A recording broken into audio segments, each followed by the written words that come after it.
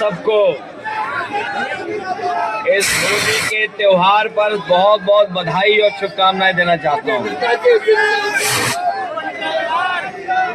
होली के त्योहार पर आप सबको बहुत बहुत बधाई, और साथ ही यहाँ पर हम सब लोग मिलकर के होली का त्योहार मना रहे हैं। इसी तरह हम सब लोग मिलकर के समाज को बनाने का काम करें।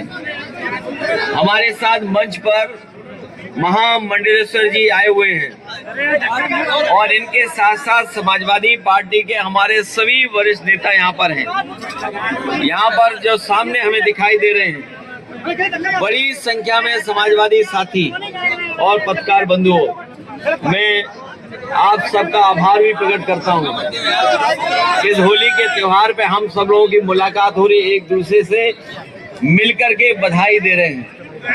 हम सब जानते हैं हमारे भारत के जितने भी त्योहार आते हैं, ये त्योहार हमें अच्छाई का रास्ता, ये जितने भी त्योहार हमारे यहाँ है भारत के, होली हो, दिवाली हो या अन्य कोई त्योहार हो, हमें ये सीख दे करके जाता है कि त्योहार के दिन हम लोग अच्छाई की जीत का बधाई दें और अच्छाई के बारे में, और अच्छाई और जो अन्याय के खिलाफ हुआ है उसको याद कर करके हम लोग एक दूसरे को मुबारकबाद दें।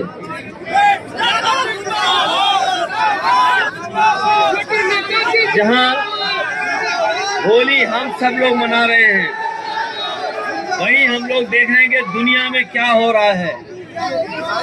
जहां हम सब लोग त्योहार के लिए इकट्ठे हैं, वहीं हम लोग देखें दुनिया की जो तस्वीरें आ रही हैं, दुनिया में जो चल रहा है, कहीं जान जा रही है, कहीं मिसाइल चल रही है, कहीं बम चल रहा है, और ऐसा समय हम सब लोगों ने कभी नहीं देखा होगा जहां हर चीज की हमें जानकारी मिल रही हो।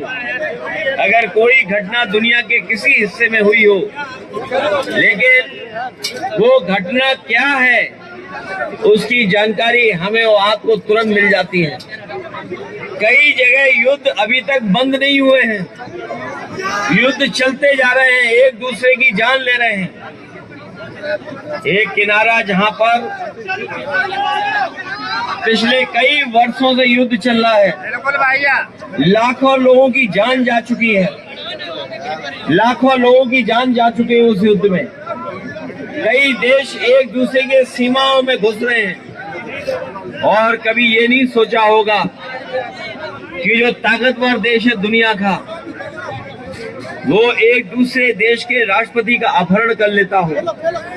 यहाँ जो चंबल यमुना के किनारे के लोग हो गए, वो जानते होंगे 1980 के दशक में या उससे पहले अपहरण हुआ करते थे, लेकिन इधर अपहरण नहीं हो रहे हैं। लेकिन जो अपहरण हमने आपने देखा, एक ताकतवर देश ने दूसरे देश के राष्ट्रपति का अपहरण कर लिया।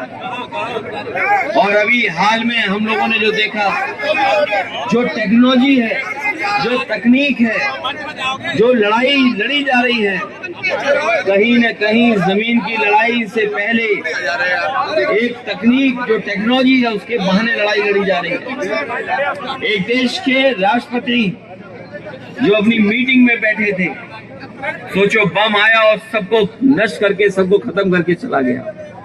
अभी भी युद्ध चल रहा है और युद्ध की सब जानकारी हमें मिल रही है। जो युद्ध चल रहा है उससे प्रभावित हमारे आपके लोग भी हो रहे हैं। इसलिए हम आज कहना चाहते हैं कि समाजवादी पार्टी और समाजवादी विचारधारा कभी भी युद्ध के पक्ष में नहीं रही है। कहीं भी युद्ध हो, हम उसके खिलाफ हैं, युद्ध नहीं होना चाहिए। और जब राष्ट्रपिता महात्मा गांधी ने रास्ता दिखाया हमें, सत्य और अहिंसा का रास्ता, जिस सत्य अहिंसा के रास्ते को न जाने कितने देशों ने अपनाया, न केवल अपनाया बल्कि ऐसी क्रांति पैदा उन देशों में हुई कि देश आजाद हो गया। वहां पर आज भी दुनिया में सत्य अहिंसा का रास्ता लोग अपना रहे हैं।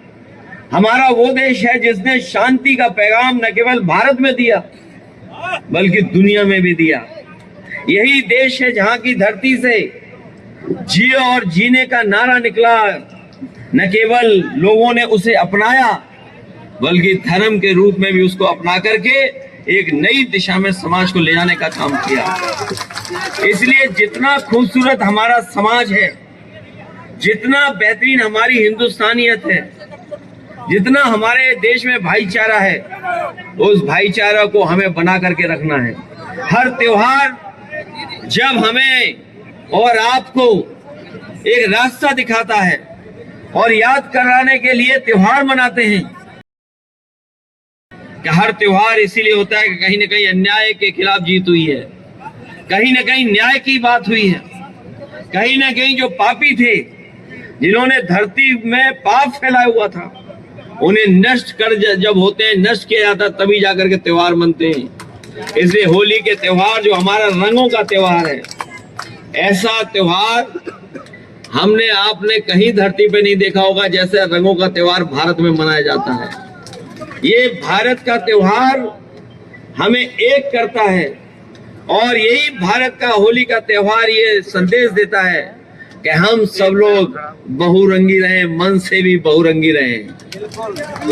ये अलग बात है, अभी जब हम लोग कई कलाकारों को सुन रहे थे उनमें कोई धुन नहीं थी, लेकिन ये भी एक रंग है जहाँ कोई धुन नहीं है। हमारे फाग गाने वाले बहुत सारे पुराने लोग जो फाग अभी भी गा रहे हैं और अपने इस पीढ़ी से अगली पीढ़ी तक फाग पहुंचा रहे हैं, वो लोगों का पूरा कार्यक्रम नहीं हो पाएगा। लेकिन मैं उन कलाकारों को भी बधाई देना चाहता हूं जो अपने शरीर की मेहनत से जो कलाकारी दिखा रहे थे।